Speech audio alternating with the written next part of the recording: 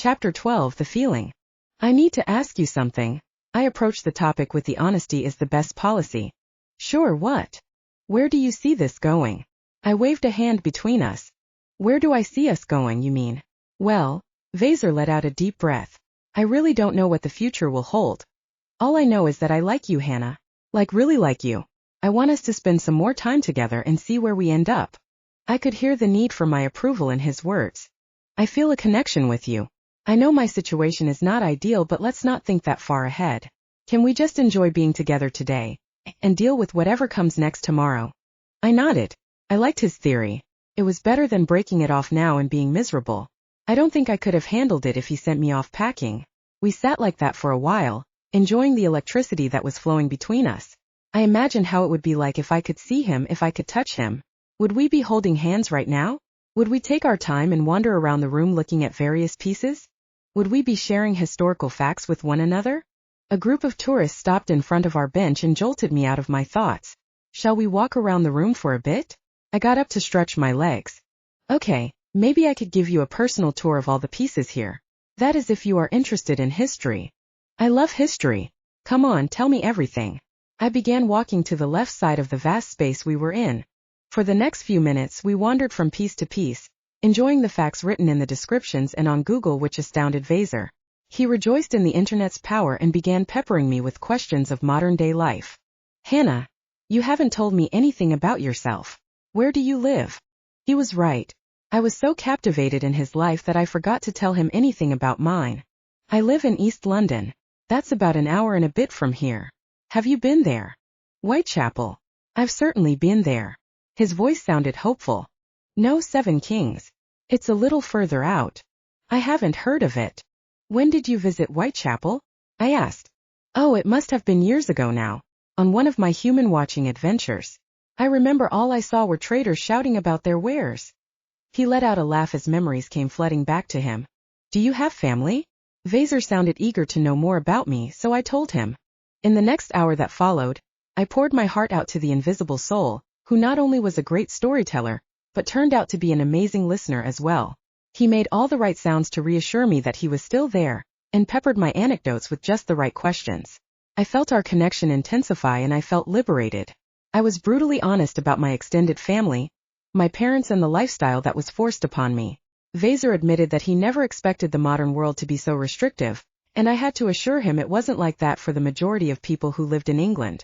By then we had circled the entire room and found ourselves back at the bench. Sitting down, he asked me about my future, and I reveled in the fairy tale that I had painted in my head. I would be a traveler. I would be a historian. I would be an archaeologist. The choices were endless. I would be everything I ever wanted to be, but first I had to complete my education and avoid getting married. Your marriages sound like ours. We have ours arranged by the elders. Ours can be arranged and we can find someone ourselves.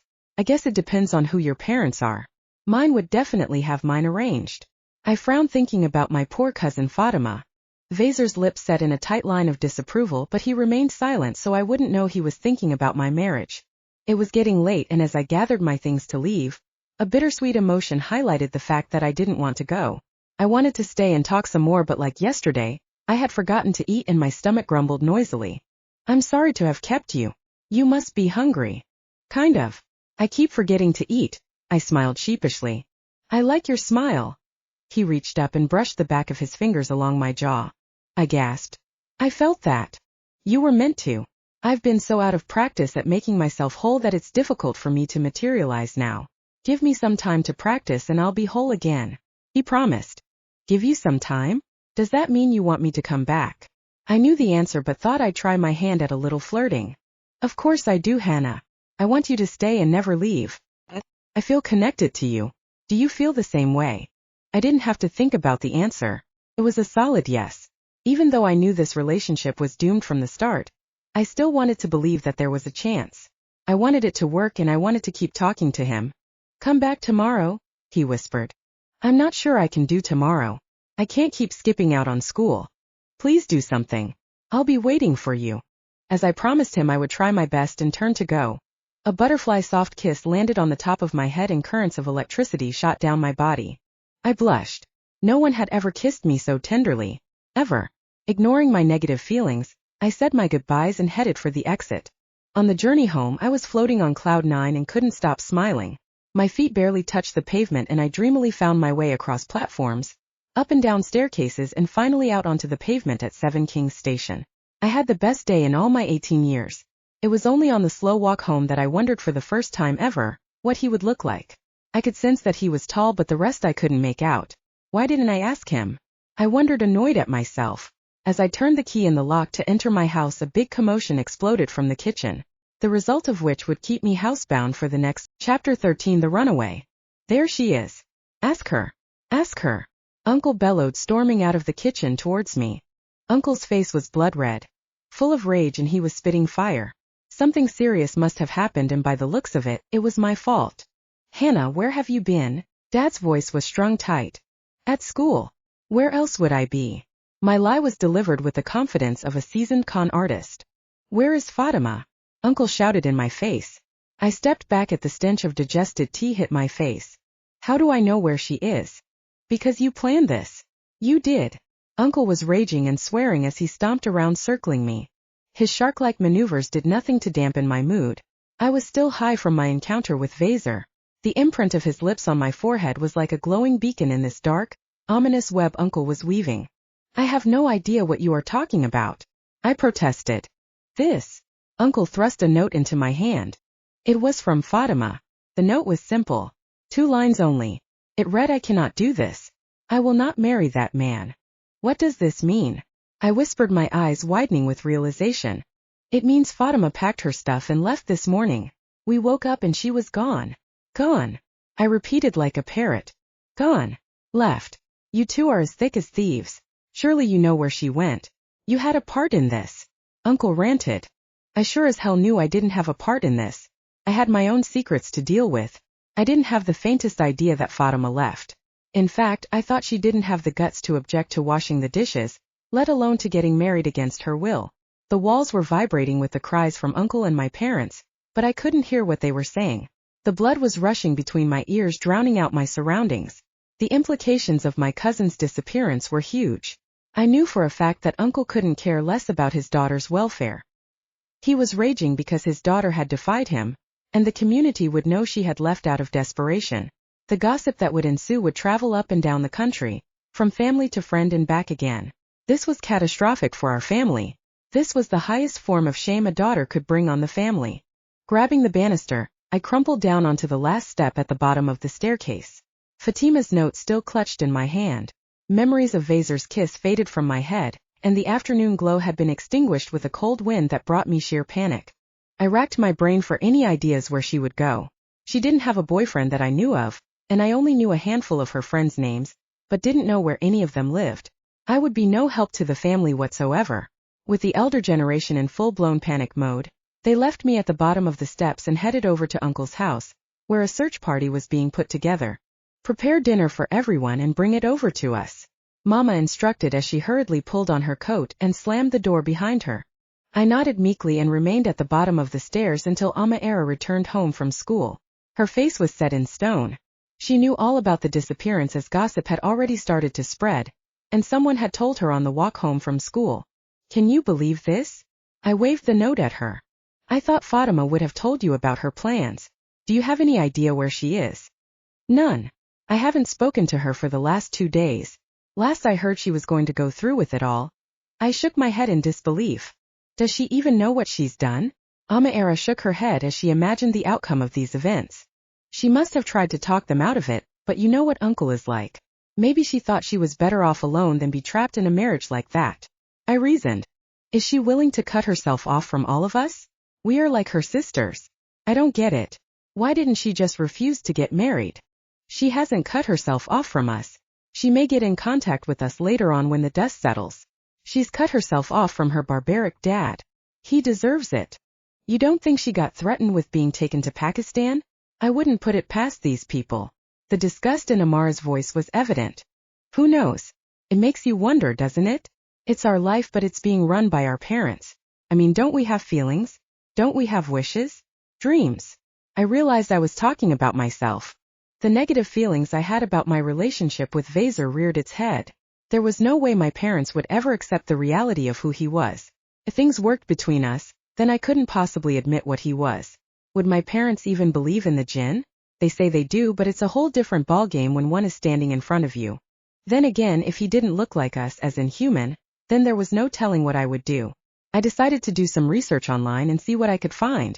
With that mindset, I headed upstairs and logged onto the internet, which was awash with various scholars' viewpoints on the jinn kind. The first search established that it was unlawful for a human to marry a jinn, purely because the offspring of the couple couldn't be classified. Other reasons listed a whole host of physical ailments should a human get involved with a jinn. These included possession and seizures. I also learned that jinn possessed the power of shapeshifting. They could appear in any form of their choosing, whether it be a cat, dog, snake, or any other animal. I wondered if what I was reading was true and grabbed a pen and paper to make a list of questions to ask Vazar. I couldn't trust everything Google detailed and had to get further clarification from the only jinn I knew. As my reading progressed, I learned jinns could be any religion they wanted, and just as Vazar said, there were good and bad ones. The good jinns were Muslim and obeyed the instructions of Allah. They did not harm others. However, the bad jinns who were not Muslim and did everything in their power to cause mischief, simply because they had too much time on their hands and were looking for fun things to do, or they were jealous of mankind. I tried various searches on what they might look like, but I couldn't get anything concrete. Answers varied from horned beings with distort faces to beautiful creatures that had cat-like eyes and long fangs. A short while later, I stumbled onto a website from the Kingdom of Saudi Arabia, and what I read there terrified me. Jinns had no real shape. They could appear however they wanted, whenever they wanted. If a jinn wanted you to see it, then by all means you would see it. They also had the ability to watch you undetected, meaning they were free to stalk you. Things didn't work out with Vazar. Would he stalk me? Would he watch me? I pushed the thoughts from my head and closed my laptop. Firstly, Vazar was too sweet to do anything so creepy. He wasn't a bad person. Simply talking to him had shown me he was one of the good ones. And secondly, Vazar was doing time in a prison that wouldn't release him for the next 1,000 years. Chapter 14: The Long Week. It was day 2 and Fatima still hadn't returned home. By this point, we all had given up hope of ever seeing her again. Our 2 houses were deathly silent. No one talked. No one made a fuss. And no one bothered me to come downstairs and look after the house. Both my parents were eating over at Uncle's and I barely saw them, which was fine by me. Except, with everyone being so stressed out and gossip flying around, our parents had forbidden us to leave the house until the commotion died down. Yesterday morning, I had woken up early to the smell of French toast cooking in the kitchen. When I reached downstairs, I was surprised to see both Uncle and Auntie eating breakfast with my parents. As I entered the kitchen, I was told that school was cancelled until Fatima was found. I knew arguing was pointless, and now wasn't the time to cause drama when something so big was taking root in our family. So, I spent the day in my bedroom trying to research more about the jinn kind. I had watched over 20 videos on YouTube of encounters with humans, each one more terrifying than the last, and each one representing a horror story that played havoc with my feelings. I counted down the hours until the next morning when I was sure I would be able to leave the house, skip the afternoon off from school, and pay Vazar a quick visit. But when morning came, I was nothing but agitated. I hoped my parents had left for Uncle's house, and if they did come back during the day, then I would say I was at school for an important exam. With my alibi in place, I quickly dressed and headed downstairs. My parents had already left to go to Uncle's, and I hurried to pack a quick snack before heading out. When I reached the door, I gave it a sharp yank. It didn't budge. I tried again with the same result. It was locked. Amira! I shouted up the stairs. Amira! Why is the front door locked? My sleepy sister appeared at the top of the stairs with her hair standing on end. Parents must have locked it. She rubbed at her eyes and let out a big yawn. Why? I asked, baffled. The door was rarely locked during the day, especially when someone had already left the house. Oh, that was my fault. After dinner, I left the house to go to the shop. I wanted chocolate. Dad came back and saw me walking up the road. He had a fit. You went out for chocolate? I asked, horrified that Dad's reaction was to lock us both at home over a bit of chocolate. Periods. I'm on in it. I couldn't tell him that, so I stayed quiet while he went on and on about leaving the house to meet boys. That was typical of parents in our community. They always thought the girls were going out to meet boys. Amira didn't even have a boyfriend, but that still didn't stop Dad thinking the worst. Where were you going? Amira asked, taking a seat on the top step. School, but the door is locked. Do we have a spare key somewhere? Are you insane? The door is locked for a reason. You're not going anywhere. She chuckled at my shocked face. We had been locked in. There was no way I could leave the house now. Even if I climbed through the lounge window to escape, it was useless, because if my parents found out, then the alibi I had wouldn't stand. They didn't want me to go anywhere, including school. The whole point of having a locked door was to reinforce the rule that no one was going anywhere until Fatima was found. With crushing defeat, I returned to my bedroom and collapsed onto the bed. I had been looking forward to seeing Vazar, and now it was impossible. With a heart-wrenching sob, I burst into tears. Stifling my face into the pillow, I lay there for what seemed like hours, letting the raw emotion escape from my body. I was in prison with no way out. On day 5, I was still lying in bed. The last few days passed in a blur on endless crying and torment. Amira had come in asking me what was wrong several times, but how could I tell her my heart was on fire for someone who I hadn't even seen? She assumed I was upset over Fatima, and I let her believe it.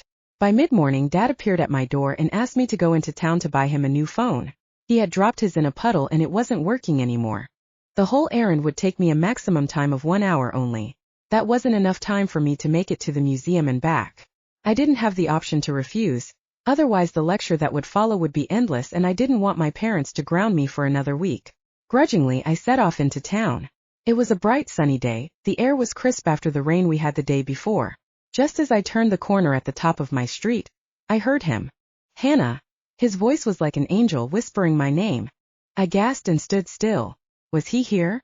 Vazar. I whispered. Hannah. His voice came again.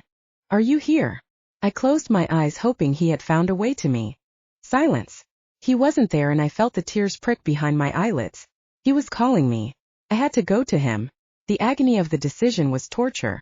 Should I risk getting into trouble with my parents to go see him? I knew the answer was a no. If I disappeared for the afternoon, then a search party would follow, and I would be grounded indefinitely once I arrived home. I was stuck. I couldn't go. At the mobile phone shop, I selected the phone Dad had asked for, and headed over to the cash register. Can I help you, madam? The teenager behind the counter gave me a broad smile. This, please. I handed over the phone. Anything else? As if by magic, an idea popped into my head. What if I bought another phone? One for Vazar? That way we could stay in contact on the days I couldn't see him. The idea was brilliant. Before I could find an excuse not to buy the phone, I asked for another one and paid for the two in 2 separate transactions. Leaving the store, I tucked Vazar's phone into my jacket pocket and devised a way to go see him the following day. I had to plead my case of upcoming exams and thought of the best way to seek permission to return to school. Deep down, I knew that this excuse wouldn't be enough. I had to find a way to see him outside school, and the only way was to pretend like I found a job or actually find one, so at least I would have a salary to show for it. The idea was genius. With renewed energy, I rushed home to search for part-time positions in central London. Chapter 15. The job interview. The sun began to chase the darkness from the sky, but I didn't notice. The birds began to chirp their morning song, but I didn't notice. The alarm clock downstairs chimed 5 a.m., but again I didn't notice. I was bent over my laptop sending the last job application of the night. My fingers ached from the last 9 hours of solid typing, and my eyes burned with the bright beams of light from the laptop screen. This I noticed. I was exhausted after applying for no less than 20 to 30 part-time positions around Bloomsbury. I had focused my search within a 2-mile radius of the museum, so that I was able to spend some time with Vazar. Around 4 a.m., just when I was about to put my laptop away, I noticed a position as a cleaner at the British Museum. The pay was minimum wage, but I wasn't applying for the salary.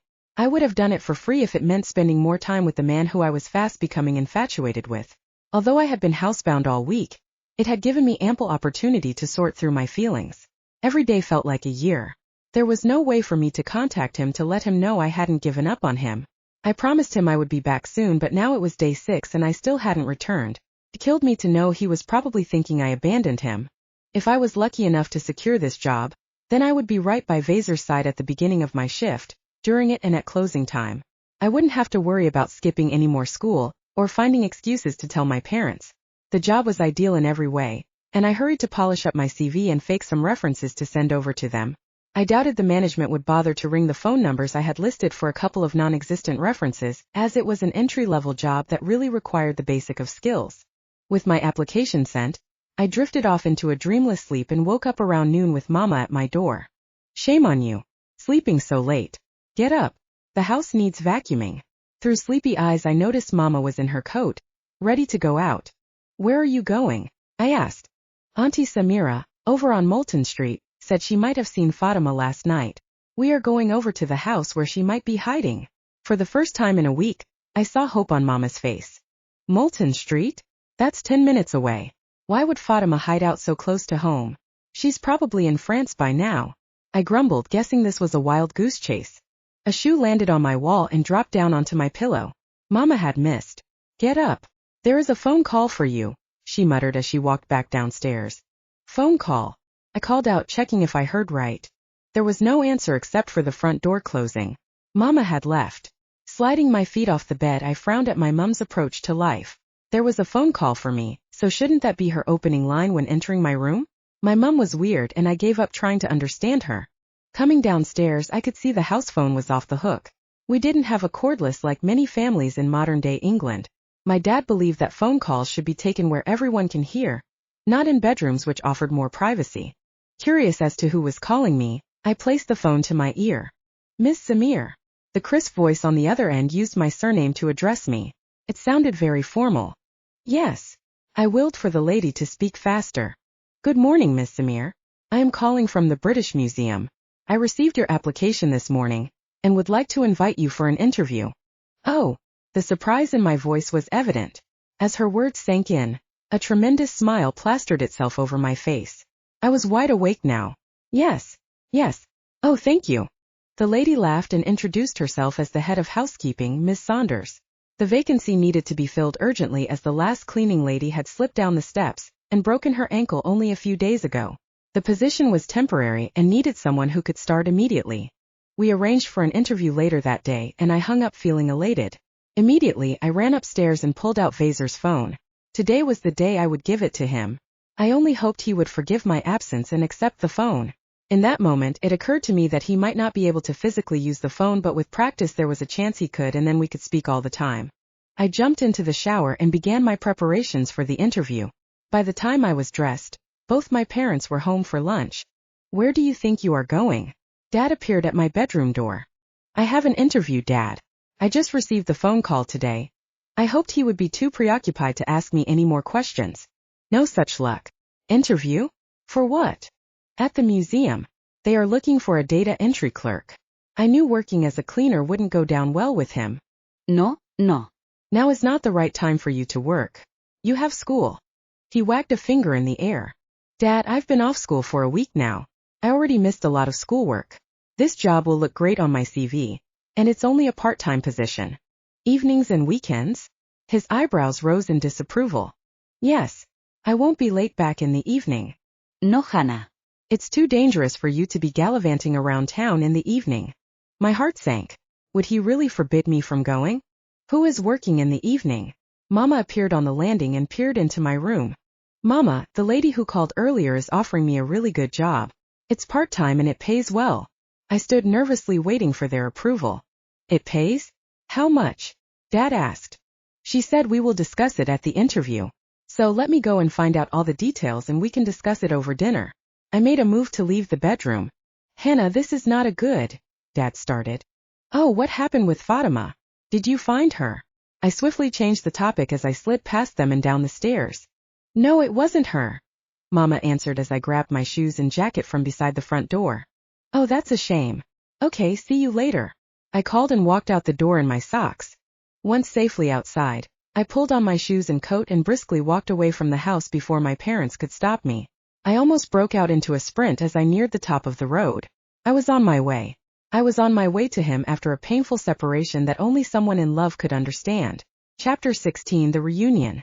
Breathless from my energetic pace of walking, I arrived at the museum 30 minutes ahead of my interview. I was aiming to arrive a whole hour earlier so I could visit Vazar and explain where I had been, but train delays put an end to those plans. I paused at the foot of the wide staircase that led up to the exhibition hall where Vazar would be waiting. I hadn't had time to spruce myself up, and I wasn't willing to waste the 30 minutes I had finding a bathroom to check my appearance. Taking the stairs two at a time, I burst through the doors of the hall and made a beeline for the vase. Vazar, I whispered, trying to peer into the mouth of the artifact. Several seconds ticked by, but they felt like several hours. Still no response. Hello? Are you there? Are you sleeping? I asked icily. I thought he would have been keen to see me just as I had been to see him. Still nothing. I waited impatiently a few seconds longer, and began to feel a twinge of annoyance. Where was he? It wasn't like he could go anywhere. I stepped back from the display cabinet and stared at it angrily, willing Vazar to come out of it. Still nothing. Fine. Stay angry then. I hissed as I headed over to our bench to wait. I guessed Vazar was giving me the silent treatment because I hadn't been back to see him when I said I would. I dropped angrily onto the wooden bench and folded my arms. Having a bad day? I turned to the man on my left. I hadn't seen him as I walked over. I wished he would leave me alone so I could sulk in peace. Sensing my mood, the man chuckled, and I shifted my body to give him a cold, hard stare. A second after my expression had settled, it shifted to one of awe. The man beside me was stunningly handsome. As I drank in his thick, wavy hair that fell either side of a pair of steely gray eyes, my mood lifted and my heart gave a small thump. I couldn't bring myself to tear my gaze away and be the polite girl I was brought up to be, but instead I followed the curls that framed his face all the way to the top of his head. His hair was a caramel chocolate shade of brown that was spun through with hints of gold. My eyes traveled further down to meet his unusual ones, where his irises were similar to the kind that you would find on a cat. His nose was straight, with a little upturned end, and the full lips underneath were framed by a stubble that could have been drawn with a ruler. "Hi," he smiled, revealing a row of straight white teeth with extraordinarily sharp incisors. My mouth fell open. His voice was instantly familiar. Seated next to me was Vazar. I jumped up in excitement and threw myself at him. His reflexes were sharp, and he rose up to intercept my hug, lifting me clear off the floor. "You're here." I laughed giddily. "I was always here. You just never saw me." He twirled me around and gently set me down. "It's really you." I reached up to run my hands over his beard. It felt short and scratchy. It was wonderful. I stepped back and took a good look at his frame. He was at least 6 foot tall with wide shoulders that tapered down to a strong chest and powerful torso. He was dressed in a long black kaftan that was traditionally worn by Arab men, the kind of outfit that I saw some Muslim men wear on a Friday when they went for the sacred prayer at their local mosque. I smiled as I noted Vazar was in great shape for someone who had been confined in a tight space for the last 100 years or so. "How are you here?" "In front of me." I grabbed both his hands in mine and ran my thumbs over his smooth skin. My hands felt small in his as he gently squeezed my fingers. I practiced a lot. God only knows how much time I had to give it my all, and make sure I could materialize in time for your next visit.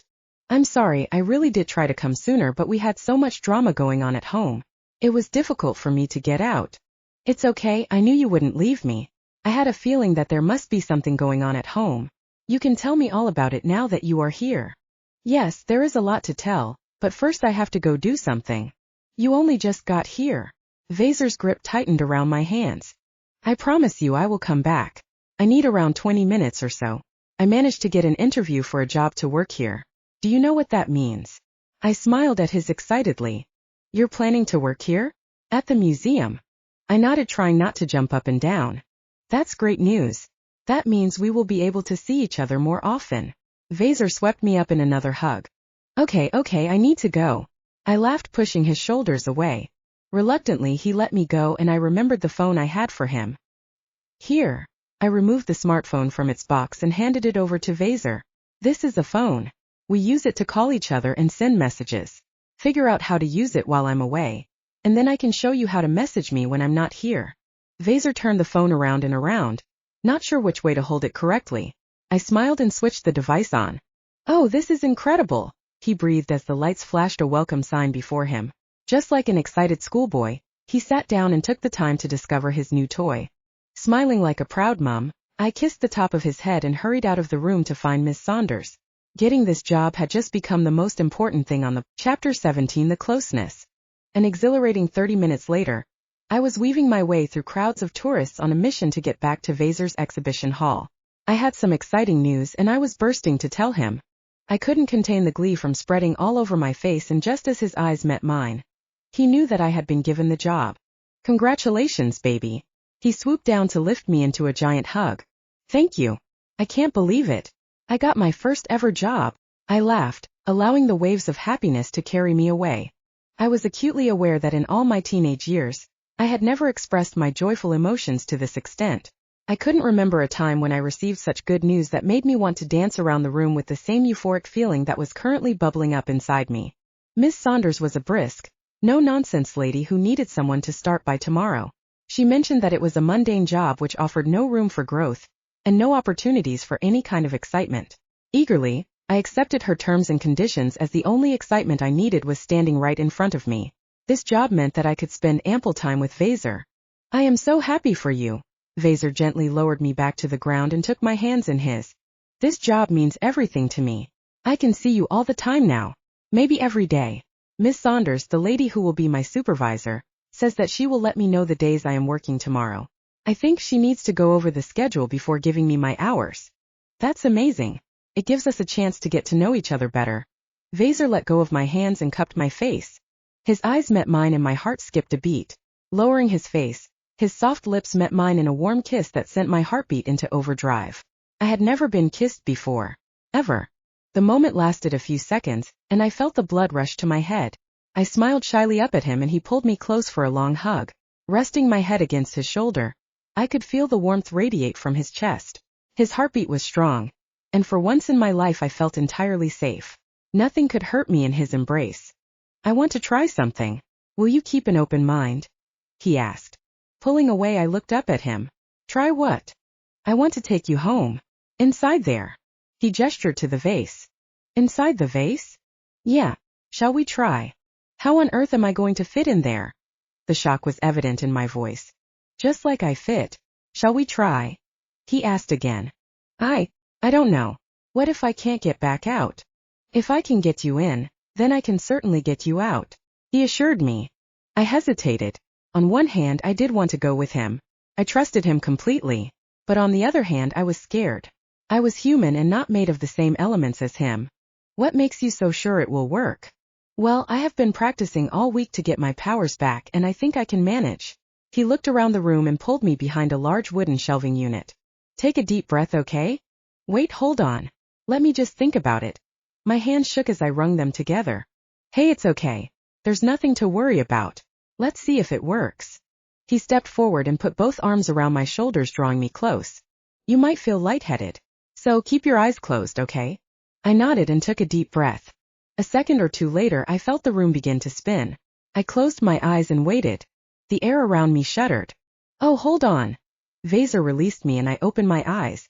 We were still behind the shelving unit. What happened? I asked. I just need a little more energy. He took a deep breath and closed his eyes. I gasped as his skin began to shift and become translucent. You're fading. I cried in panic. It's okay, it's okay. He opened his eyes again. They were alight with an orange glow I hadn't seen before. Goosebumps appeared on my forearms and I felt the tiny hair at the back of my neck stand on end. Fear was creeping in. If you saw me fade, then that means it's working. I can do this. Let's try again. He stepped close and enveloped me once more. This time it was faster. The dizziness began almost immediately, and I closed my eyes and buried my face into his chest. The air shifted and hissed around me. Open your eyes, Vazar whispered. I opened my eyes and moved my head back. We were standing in a dim room, there were no windows, and the only source of light came from an oculus above our heads. It worked. I asked incredulously. I told you it would. I broke away from his embrace and let my eyes adjust to the interior. We were in a circular room. The walls appeared to be a sandstone color, chipped, cracked and crumbling all around us. There wasn't much furniture save for a single iron bed that was pushed against the wall on the far side and a table and chair. I walked over to the bed and was surprised to see it decorated in an ornate silk comforter that was embroidered in shades of maroon and brown. It was the most intricate duvet cover I had ever seen. I reached out and felt the fabric. Pure silk. Wow, this is gorgeous, I mumbled. Vazar stood at my shoulder. It was my mother's. She sent it to me during my first week in here. It's handmade. Where do you get your food from? I asked. It just appears on the table there. He gestured to the wooden table nearby. Would you like to try some of this sand? He lifted a clay bowl off the surface and showed me its contents. The sand was multicolored. Layers of deep purple, pink and yellow. A bit like what you might find in a jar in a tourist area that sold souvenirs. No, it's okay, thanks. I wasn't sure if I wanted to try another new thing already. Simply materializing inside the vase was enough adventure for one day. Vazar laughed and put the bowl down. Come here. He reached out for my hand. As I let myself be pulled into his embrace, a crackle of electricity passed between the two of us. I gasped. Did you feel that? He murmured as his head moved lower to claim my lips again. I didn't resist. The need for him consumed me, and I let myself be lifted off the floor and wrapped my legs around his waist. We stayed there for a while, urgently exploring each other. Is this okay? He asked, running a hand under my shirt. His touch left a trail of fire on my skin, and I nodded, urging him to keep going. He carried me over to the bed and laid me down onto the bed. I sank deep into the soft mattress. The silk felt cool under my skin. Vazar lay down next to me and we kissed and cuddled for a while. This is heaven, he breathed into my hair. I smiled, snuggling against him. He flipped me around so that my back was nestled into his chest and wrapped an arm around my waist. It was the safest I had ever felt. I closed my eyes, relishing the feeling of being held. As I drifted off to nap, I made a decision there and then that this would be forever. I had to find a way to be with him permanently. Nothing or no one would stand in my way. Chapter 18: The Feeling. I lay in the dark, listening to the beat of my racing heart. Vazar had also fallen asleep next to me, and I ran my hand over the soft fabric of his shirt that covered his chest. He moaned softly, giving his approval. I had never slept next to someone before, and I had to admit I liked it. As Vazar changed position, I studied his body and noticed there were slight differences between his body and a body of a human man. His limbs and torso were all the same, but the differences were obvious in his eyes, which appeared to change color. He also had elongated pupils that were unusual on any living human in our world. In between heated kisses earlier, I noticed Vazar's teeth, which grew fangs when he was excited. I touched the side of my neck, where a dull pain indicated 2 puncture marks that had broken my skin. I didn't even notice it at first, but I knew that it would bruise tomorrow. The last difference I noticed was probably the most obvious one. When Vazar let his guard down and was relaxed, his skin changed, highlighting dark blue veins under his pale skin that ran in lines up and down his body. I traced the veins on his arms with my finger, and found them incredibly sexy. Growing up, I wasn't exposed to boys in an open, free environment. I was never in the position to be able to choose for myself what I liked in a man, as no one had ever caught my eye. The majority of the men that I had encountered were soft-bodied, hairy men that took no pride in their appearance.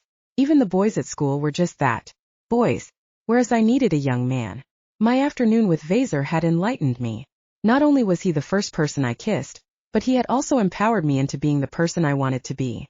I felt liberated, like a new me was emerging from a shell that I was forced into since birth. I vowed that I would make some changes. I wouldn't become the woman my family wanted me to, a simple housewife who followed traditions blindly. I wanted to be a traveler and experience the entire world with Vazar at my side. Baby. I nudged him awake. He asked sleepily. I need to get going. I've already stayed longer than I was meant to. He rubbed his eyes and sat at the edge of the bed. I don't want you to go. He pleaded for me to stay a little longer. I can't. You know I live far away, so I have to go now. Otherwise my parents might ground me and I won't be able to start work tomorrow. Vazar agreed with me and jumped up to get dressed. The dark veins began to fade until his skin looked more like mine. Pulling on his shoes, he asked if I was ready to go. I was. Holding me close, he materialized me back into the exhibition room. Looking around, I realized it was later than I thought. Checking my phone, I let out a groan. The museum had closed 20 minutes ago, and I was still standing around like I had all the time in the world. Reaching up to kiss Vazar goodbye, I sprinted for the exit and hastily told the security guard I was delayed in the bathroom due to a female emergency. The guard blushed and fumbled to open the locks for the main door. As the cool evening air hit my flushed cheeks, I dashed off towards the tube station at a panic stride.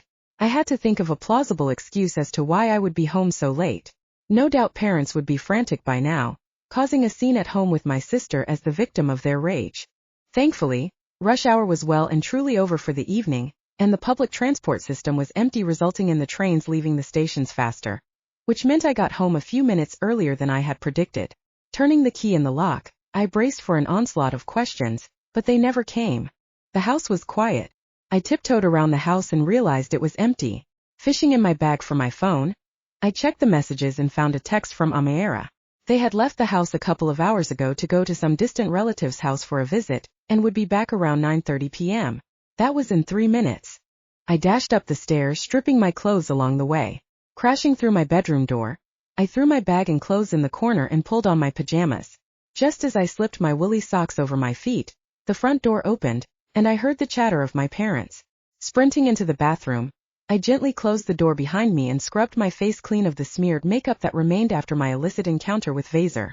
In our society, we were not allowed to be alone in the same room as an eligible bachelor, let alone be kissing them in a dark room. There was a bang on the bathroom door and Mama shouted, "Hurry up in there. I need to pee." "Coming," I called back, checking my face for any traces of makeup. My lips felt swollen and I smiled in secret, relishing the heat pulsing through them. I exited the bathroom and Mama inspected me. "What time did you get back?" she asked, raising an eyebrow. "Oh, I'm not sure. I think it must have been a couple of hours ago. 7:40 or something. Did you get the job?" She stepped into the bathroom and was about to close the door. Yes, I got it. I start tomorrow." I had completely forgotten about the job. Okay," Mama said and closed the door on my ecstatic face. Mama's lack of excitement didn't bother me. She was never one for showing much emotion unless that emotion was one of disapproval. I skipped back into my room and sunk gratefully down into the bed. It wasn't as comfortable as Vazar's and a knowing smile spread over my face. Tonight I had made out with a guy for the first time ever. I had blossomed into a young woman and no one was the wiser. After tonight, nothing would be the same. Chapter 19 The Plan. The following day, we were lying under the duvet in Vazar's cell. He was twirling strands of my hair around his tapered fingers. "I can stay like this forever." He inhaled deeply against my temple. I cuddled him closer. "Can we? Forever?" The thought made me smile. I would love to stay with him, always and forever. "You tell me, can we?" He sighed. "Only time will tell, I guess." I propped myself up on my bare elbow. "No, really. I want to stay with you forever. Is it possible? Seriously?" A moment of panic flitted across his face. "You want to spend the rest of your life with me?" Without hesitation I replied, "Yes. With you I feel like I am myself. I can finally breathe. You make me happy, baby." He leaned in and kissed me. Rolling on top of him I kissed him back hard. His lips worked against mine and I melted against him. "I want to be with you, Vazar." "Baby, how? I'm stuck with for 900 odd years. How can you dedicate your life to me when I can't go anywhere? I can't take you to places. I can't do anything." I thought about this. "I can take the vase though, can't I? If I have the vase then you can go anywhere with me." He laughed and sat up. I fell to the side and sat up too so that I was facing him. "You want to steal the vase? If that is the only option then yes. I will steal the vase." "Hannah, think about what you are saying. If you steal the vase, you will go to prison and then we will never see each other." "Only if I get caught. I would have to plan it carefully and disappear somewhere." I was deadly serious. I would do anything to keep Vazar by my side. "For that, you would need a lot of money. Where would you get that from?" He had me there. I had no money whatsoever. "I don't know. But what else can I do?" We sat in silence for a while. Then an idea hit me. "What if we can plead with your elders to release you from your sentence?" "That idea is even more absurd than the first one." Vazar shook his head. "How would you make contact with them? How would you find them? It's impossible. Can't you contact them somehow?" "No. I don't have access to visitors or any way to contact them." A hint of sadness hung in the air. "We will find a way," I promised. The conversation would have to be put on hold for now. I was due to start my shift shortly and I had to get dressed and be in the staff room in 10 minutes. Vazar materialized me back into the exhibition hall, and I was surprised to see that in a room full of people, no one noticed two bodies appearing suddenly from thin air. "I'll come back after my shift to say good night." I wrapped my arms around his shoulders and squeezed his body to mine. "Wait." Vazar stilled and bent his head as if listening to something. "What?" I thought I felt something. "Oh, never mind." "What did you feel? Tell me." "A chill. I felt like someone was watching us, but I can't feel it anymore." That was weird. Did someone see us materialize? I looked around nervously. No, not like that. I felt like my kind were watching us, but I guess I must have been imagining it. Vazar said, "Okay then. I'll get going. Bye baby, see you later." I dropped a swift kiss on the side of his chin. "Okay baby. Have a good evening." He kissed the top of my hair and released me to begin my first ever shift in the working world. I arrived at Miss Saunders' office well within my start time, to see her impatiently waiting by the door. She was a well-groomed woman who took pride in her appearance. Her manicured fingers were laced together in front of her. As soon as she saw me, she began striding out of her office motioning for me to follow. "For a moment there I thought you were not coming," She flicked a look over her shoulder at me. I was confused. Why? Am I late? Not late, no. But not early either. And you know what they say about the early bird, don't you? She forced a giggle and I frowned. Did she want me to come earlier? I was at least 3 to 4 minutes ahead of my start time. I made a mental note to arrive earlier the next day. Ready to begin? She flashed a row of straight white teeth at me. Yes, for sure, I said brightly, eager to show my appreciation for getting the role. We almost jogged down the long corridor and I wondered how a petite woman who stood at 5 foot 2 inches tall could walk faster than me. The products are kept in here. Miss Saunders walked me through the corridors towards the cleaner's supply cupboard. The cart is in here too. Make sure you don't crash the cart into the cabinets or anything else of value. She looked at me sternly. I nodded and continued to follow her lead into the cupboard. Together we stocked the cart and headed off to one of the closed-off exhibition rooms that was assigned to my rota. You must never spray the products directly onto the surfaces. Always spray onto the dust cloth and then wipe over the surface. Miss Saunders continued to tutor me throughout my first shift. I noticed she didn't actually do any cleaning herself, but instead stood over me to see if I was doing a good enough job. With my head bent over a cabinet, I rolled my eyes and imagined she would fit right in with the community in Seven Kings. It was a short while later, when we were about to finish cleaning the room, that an older gentleman walked into the cordoned-off exhibition space. Ah, Miss Saunders. Good evening. How lovely you look. Miss Saunders blushed under the thick layer of foundation she had on. Oh stop, you're just saying that. She tucked her jet-black bob behind her ear and smiled widely for the man. Oh, I thought gleefully. Miss Saunders clearly had a thing for the older man. And who is this lovely young lady? The man reached out and kissed the top of my hand. Very English indeed. I'm Hannah, the new cleaning lady. I replied warmly. It's nice to meet you. Charmed. Charmed. They call me Harry. I am the lonely old guardian of some of the international pieces we have here. He waved a hand around the empty room. At first glance, Harry seemed like a happy-go-lucky man in his 40s. He spoke with a refined accent and his words hinted at an educated background steeped in history. I take it you are enjoying your new role? He peered down at me. Yes, thank you. It's a wonderful opportunity. I beamed my gratitude. Marvelous. He turned his attention to Miss Saunders. My dear, next week, we are moving the Iraqi exhibition into a smaller room. Some pieces must be prepped for their safe return back to Iraq. Would you be so kind to take care of the arrangements for the cleaning for exhibition room 42? Of course, Harry. It would be my pleasure. Cooed Miss Saunders. I'm sorry, did you say some pieces are going back to Iraq? I did my level best to keep the panic out of my voice. Yes, my child. We usually borrow some pieces for a month, some for 2 and some for 3 from overseas. Sometimes the owners do not want to part with all the pieces for a long time, so they break it up into smaller contracts. The most valuable pieces will be returned first, followed by those of slightly less value. My heart gave a hard lurch. That was Vazar's exhibition. Were they sending him back to Iraq? Do you know who the owners of the Iraqi exhibition are? My, so many questions for such a young girl. Harry chuckled and placed his hands inside his trouser pockets. I tried a different approach. Oh no, it's just that I love history. I was hoping to go ahead and view the Iraqi exhibition in the coming few weeks. Yes, my child. You still have time to experience the pieces. The most valuable ones will be leaving in a couple of weeks. I swallowed hard. Was Vazar's vase valuable? I had to find out somehow. If he was due to leave the country in 2 weeks' time, then I was fast running out of time. I had to find a way to release Vazar and keep him with me forever. Chapter 20, The Warning. The blood gushed around my head and I felt lightheaded. I took several deep breaths and excused myself in search of the bathroom. Vazar is leaving. Vazar is leaving. The chant played itself over and over in my head. I stumbled down the corridor, heaving big deep breaths in an effort not to crumple onto the soft carpet under my feet. As the staff toilets came into view, I couldn't help but break out into a fool and run. Bursting through the door, I made a beeline for the nearest cubicle and slammed the door shut behind me. In the safety of the tiny box, I released the tears that had been threatening to spill over. Desperation poured from every part of my body, and I willed myself to calm down and not panic. I had to speak to Vazar, but I knew it was too early to give Miss Saunders the slip.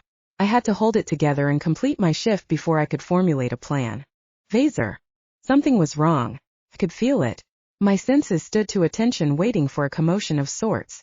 I dropped my phone onto the bed and soared towards the oculus of my prison. Outside, nothing was out of place. People still milled around, but a peculiar feeling hung in the air. Then her scent hit. Hannah! I flew to the big double doors and crashed hard into an invisible pane of glass. I was aware the shield that had been placed there held me prisoner, and I couldn't pass it. I wasn't trying to pass it but just get close enough so I could see down the staircase for any signs of the woman I had pledged myself to. I tried again, but this time slower, and pressed myself as close to the shield as possible. Hannah wasn't at the stairs. However, there was a new smell. Something familiar, but I couldn't place it. I inhaled deeply and distant memories began to churn. Something was down there. Hannah was also down there. A cold chill shivered its way through my chest. I sensed this was just the beginning. A lot more was going to follow. Hannah. The icy chill swept over me just as my shift was about to end. I looked up from vacuuming the carpet and waited for someone to jump out at me. Goosebumps rose along my arms and the hair at the back of my neck stood on end. I wasn't alone. I turned the machine off with my foot and stood perfectly still. The room was silent. There was no breeze, yet my hair zinged with a peculiar energy. Hello. I whispered, feeling foolish. As expected, there was no reply. I waited a beat longer for the feeling to pass, but it didn't. There was someone definitely in the room with me, and I wasn't about to volunteer myself as a sitting duck for something more sinister to happen. With Miss Saunders back in her office, I decided that the last corner of the room could stay as it was. There was no need for me to vacuum it, seeing as it was the corner furthest from the door, and no one would come back here anyway. I dropped the handle to the machine and unplugged the cable. I hurried to store it in the cart and get out of the eerie space I was in. During my 3-hour shift, I had cleaned 2 vast rooms that housed large artifacts and 1 medium room that was more or less empty. My back was aching from all the bending and I longed to lie down to stretch it out. Besides, my invisible friend wasn't making me feel comfortable enough to finish the room properly. I pushed my cart down the corridors and navigated my way back to the staff area. I hadn't seen another cleaner that evening and wondered if I was the only one. I sure hoped not, as the museum was just too big a job for one person. Saying my goodbyes to Miss Saunders, I headed towards Vazar to find a way to stop the apocalypse that was about to rain down on my head. Vazar! I called out even before I had entered the room. He was already waiting by the door. Baby! His arms encircled me, and I struggled to form the words in a coherent sentence. Slow down. Tell me again. I inhaled against his chest. They told me that this exhibition is leaving soon. You're leaving. 2 weeks. Hannah, I don't understand. Take big breaths. Slow down. I took a moment to compose myself and then stepped back to face him. He led me over to our bench and once settled, I relayed everything I had learned a short time ago. The shock on his face was evident. What are we going to do? Is your vase valuable? I wished it wasn't. Valuable? In whose world? In mine, yes it is, but here I don't know. I just don't know. He looked off into the distance. It wasn't the answer I wanted to hear. I wanted reassurance. I wanted him to tell me the vase was worthless and that he wasn't going anywhere. I have to go ask Harry for myself then. I'll just ask him outright and see what he says. If he says it is valuable, then what? What are we going to do? He dropped his head into his hands. I don't want to leave you, Hannah. You are my world. I don't want you to leave me either. If it is valuable, then that leaves me with no choice. I'm breaking you out of here. You will steal the vase? How? I don't know. I need time to think. A sudden chill filled the room and Vazar paled. He stood straight up and paused as if listening to the wind. Vazar. SSH. What's happening? I stood up too and waited. Vazar gasped. Shit. They are coming. Who's coming? My kind. When? Why? I swept my gaze around the room looking for his kind. Vazar was still as a statue. A sick taste rose at the back of my throat and I swallowed, willing the fear to subside. The room was noticeably cooler and as if we were directed, both of us turned to face the door in unison. Harry walked in and met our gaze evenly. I forced a smile on my face and stepped forward to make small talk. Now would be the perfect time to ask him about Vazar's vase. Huzzah! Vazar spat out. Vazar. I wish I could say it was an honor. He replied just as evenly. I bounced a look between the two. What was going on? How did they know each other? Do you two know each other? They didn't reply but stood staring at each other. The hate vibes I felt were almost the same magnitude as a small earthquake. I gathered there was a lot of history between the pair. What are you doing here, Haza? Vazar reached out and pushed me behind his back protectively. A little birdie told me you are making plans with the young Hannah here. I came to find out how serious you are about these plans. Can someone tell me what is going on here? I stepped out of Vazar's shadow. Why, Hannah, I'm sure you know what Vazar is. Well, let's just say I am his guardian. I am here to make sure he follows the rules. I am following the rules. Correction, my friend. You were following the rules, until you met this charming young human before us. And now, here you both are making plans to escape. He chuckled. Don't you know we are watching you? Where will you escape to? We will always find you. We were not planning. Yes, you were. Harry cut Vazar off mid-sentence. We have watchers all around you. They know what you are doing and report back to me. I gasped. So that's who was in the empty exhibition room with me. A watcher. God knows how many more times we have been watched. I know all about your relationship. We know about your desire to be together forever. But you, Hannah, where will you run? Where will you hide? Before you can execute your plan, we will have Vazar sent back to Iraq. He is leaving in a couple of weeks and there is nothing you can do about it. Harry continued. My heart lurched. Harry's words made sense. Of course, they wouldn't leave Vazar alone to complete his sentence unchecked. Watchers had been assigned to him and they saw everything and heard everything we had spoken about. Harry was one of them too. I understood. He had been sent to keep an eye on his charge and to make sure Vazar completed his sentence without any hiccups. The feeling of having our privacy violated raged around my body. Was nothing private in the Jinn world? I love him. You can't take him away. I won't let you. I cried childishly. My dear, you have no future together. I bet he didn't even tell you this relationship is forbidden, not only in Islam but also in our world. Are you even aware of the consequences of this union? Did he tell you what danger lies in wait for you? Danger? What danger? I turned to face Vazar. His eyes were set with hate. Don't do this, Haza. I haven't told her yet. Told me what, Vazar? I shoved his shoulder, forcing him to look at me. Well, I see you two have a lot to discuss. I'll leave you to it. Harry gave one last withering glance at the pair of us and left the room just as silently as he entered. Chapter 21, The Runaway. What danger is he talking about, Vazar? My tone was firm. I didn't have time to mess about.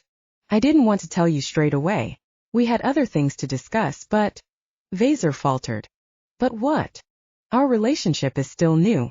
I wasn't sure where this was heading, so I wanted to wait a bit. But there is something you should know. If you are in a serious relationship with me, then some complications may arise. The elders, they won't accept this and may send people to warn you. Warn me? Is that all? Well, no, if they accept us as a couple, you may begin to show signs of changing. The more we, spend time together getting closer, then the more of my powers may begin to affect you. What do you mean? I might come under your spell. I was genuinely confused at his words. No. Nothing like that. I mean, the time we spend together may cause your body to change. You might become more like me. Vazar, I'm not following. Are you saying I may turn into a Jinn myself? I stepped back in shock. Well, maybe. I don't know. This doesn't happen often with our kind, as these relationships are stopped in the early stages.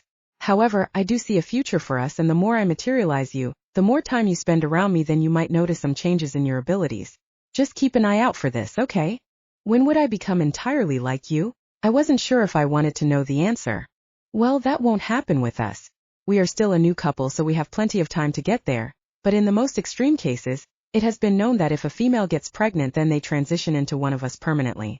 But as I said before, that won't happen just yet, so you don't need to worry about it. I gasped. Don't you think you should have told me sooner? Before we started this relationship? How do you expect me to handle this information? I didn't realize I had begun shouting. SSH, please keep your voice down. I was scared. I didn't want to scare you off and end this relationship before we had a chance to see if we were compatible. And are we? Are we compatible? I spat angrily. Yes, I believe we are. I love you, Hannah, and would do anything to be with you. Can't you change? Can't you become human? I pleaded. We are the superior species. We evolve much faster than your kind. It would be impossible to give up my powers. It doesn't work like that. Great. So now, after I am already involved with you, you tell me all this. Just great, Vazar. I began gathering my bag. Wait, where are you going? He panicked. Away. I need time away. I need to think. I spun on my heel and stormed out of the door before he could say another word. The train journey home was a nightmare. The carriages were full of commuters eager to get home. I stood pressed against a large man slurping his coffee. The noise he was making was enough to make me want to smack him one. Wiggling my way through the crowd, I found a spot to stand in between the row of seats. The train lurched to a stop and I stared out the window trying to process what had happened that evening. Humankind, Jinkind, relationships and pregnancy all spun into one large mess inside my head. If I chose to continue my relationship, then somewhere down the line, would that mean risking my humanity to become an entirely new species? Would I have Jinn-like traits? Superpowers, perhaps? The eyes? The uncertainty was too much to comprehend. I didn't know if I wanted to take all that on board. However, what was the alternative? Returning to my lonely life back in Seven Kings? Getting married to a traditional boy, possibly older man, and being unhappy for the rest of my life? I imagined my future. On one hand, I had a life with Vazar, transitioning into a superior species and possessing powers. On the other hand, I would have a life my parents planned for me, boring and predictable. If I chose the first path, then I would be risking my family disowning me. My head began to pound and I closed my eyes, then snapped, then back open again as a wave of nausea washed over me. Move down, please. Someone called from the door. I looked over but didn't move. There was nowhere for me to move down to. Then suddenly, my eyes caught sight of a familiar girl who had pushed her way onto the train. Her long black hair hung in straight lines framing her windblown pink cheeks. Fatima.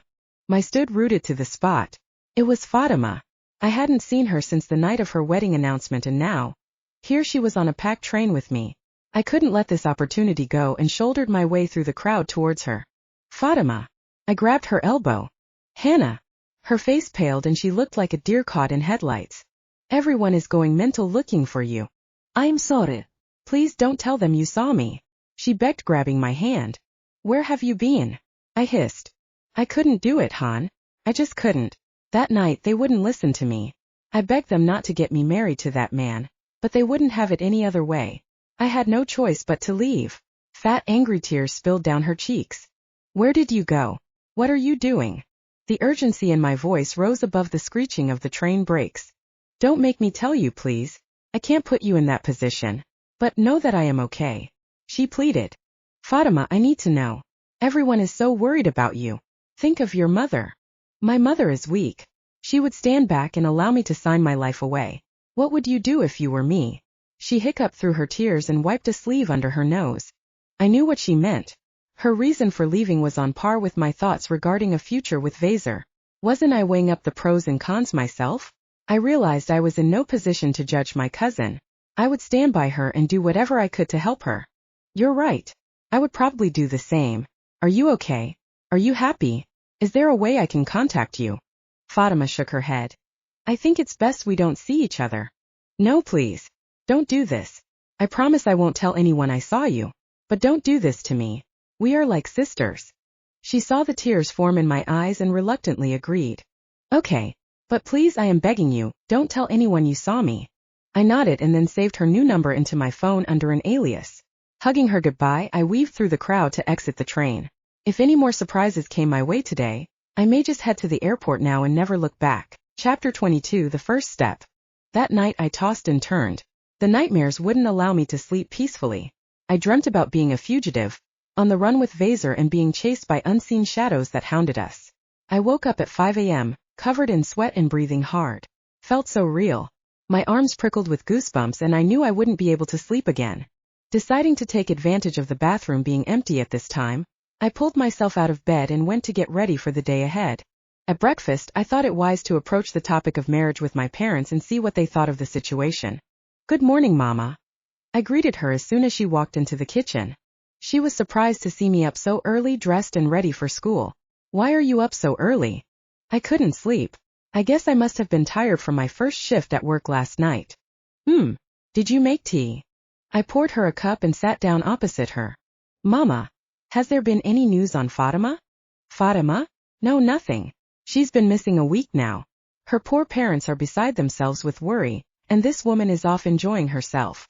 Mama tooted in disapproval. But Mama, haven't you thought about why she left?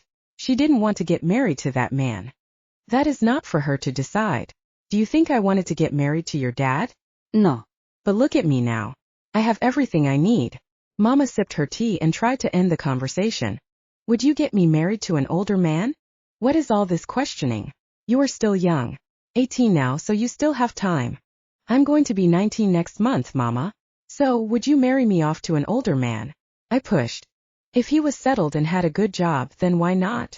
What if I said no? You have no reason to say no, Hannah. You will be happy with our choice. Just give it a chance. Mama, marriage is not a chance. You can't simply change your mind after. You have to be sure before. I slammed my mug of tea down. Be sure about what? Dad walked in, newspaper at the ready for his morning read. Your daughter is asking about marriage. She is justifying Fatima's disgraceful behavior. Mama wagged her finger at me. Fatima. He scoffed. Fatima cut off our nose. She has thrown everything we gave her in our face. What was wrong with the man we chose for her? He has his own business. He has a house too. Dad proudly announced it like he was talking about himself. Dad, he was so much older than her. Why don't you guys see that? The red flush of anger began creeping up the back of my neck. Age doesn't matter. He could provide for her. She would never have to work again. Dad, let me ask you the same question I asked Mama. Would you let me marry him? The same man you wanted Fatima to marry. Dad smiled broadly. Well, funny you asked that, my daughter. I was going to ask you the same question. Why? I asked you first. Because I received a call last night from his family. They are asking for your hand in marriage. What? I shouted, standing up suddenly and spilling my tea all over the table. Since Fatima is no longer in the picture, they are asking for your hand. Obviously you wouldn't get married now, but after school that would be a more appropriate time. Don't you think? Dad, you can't be serious. Are you serious? Tell me. This isn't funny. Dad leant in over the table. Hannah, I am serious. They are a good, well-to-do family with plenty of money. Your life will be easy. I stood rooted to the spot in shock. My life was spiraling out of control.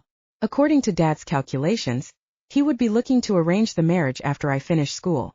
My final exams were around 9 weeks away and then we would break up for summer. 9 weeks. I redid the figures just to make sure. Yes, it was 9 weeks away.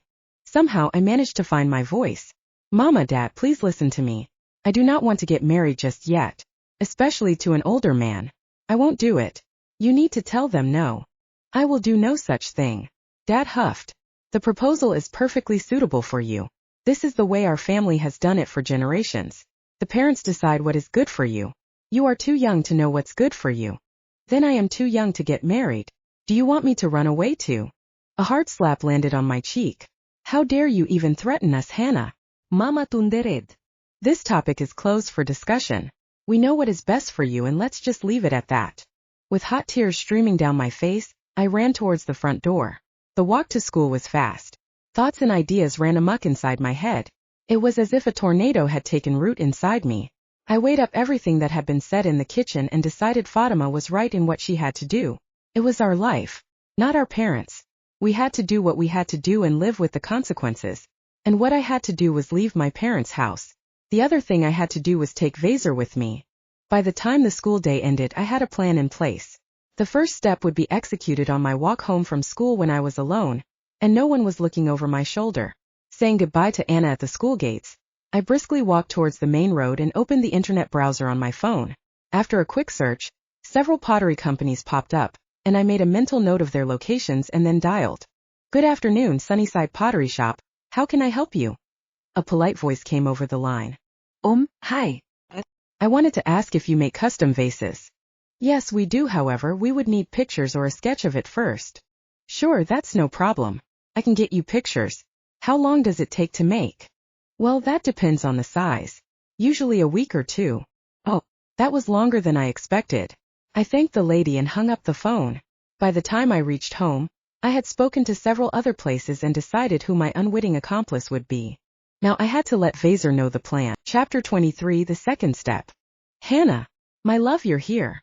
Just as I predicted, Vazar stood impatiently, waiting by the door. Yes, I'm here a whole hour before my shift. I missed you. I stepped into his embrace and melted against the heat of his body. He murmured as his lips pressed against mine. I missed you more. His hands journeyed up my waist and slid towards my neck. There he found my hair swept into a ponytail and in one swift movement, he tugged my hair free from the band, so it cascaded down my back in soft waves. Does this mean you forgave me? He playfully nuzzled my neck. I closed my eyes, feeling myself go warm all over. Yes, I did. Are you okay with what I told you? I don't know. So many other things are happening around me. Where do I even begin? I lifted both hands in the air, wondering how I should tell Vazar about my parents' decision. What happened? Shall we go somewhere a bit more private? I raised my eyebrows, hoping Vazar would understand that we might not be alone. Good idea. He understood perfectly. Immediately, Vazar released me and took my hand. We made it behind the large shelves in less than 5 strides. Pulling my back against his chest, Vazar kissed the side of my neck and whispered, "Close your eyes."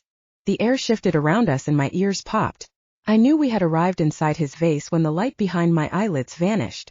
Safely ensconced inside, Vazar scooped me up and carried me over to the bed, where he gently sat me down. He knelt beside me on the floor. Go on, what happened? Forgetting that I had come to the museum early for phase 1 of my master plan, I poured out the story of how my parents wanted me to marry Fatima's original suitor. As I recapped the positives and negatives of the marriage, I understood that this was something I would never be happy with. Not even for my parents' sake. Marriage was a lifelong commitment, and it should never be taken lightly. The only commitment I was interested in was carefully listening to me, rubbing my hand in his and encouraging me to release all my emotions before speaking himself. His support and love shone through his body language, and that was all I needed to complete my happiness. You want to do what? Vazar was sitting up against the headboard, staring at me in bewilderment.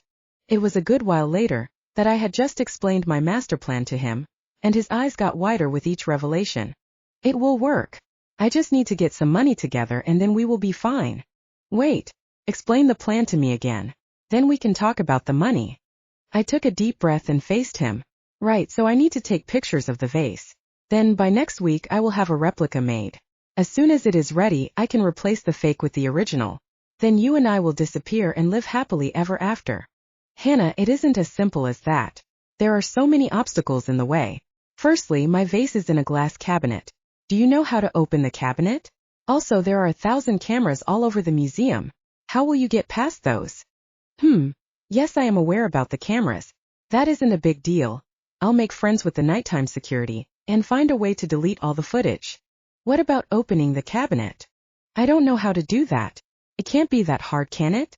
I can practice with the cabinets in the empty rooms. You can practice all you want, but all cabinets are alarmed.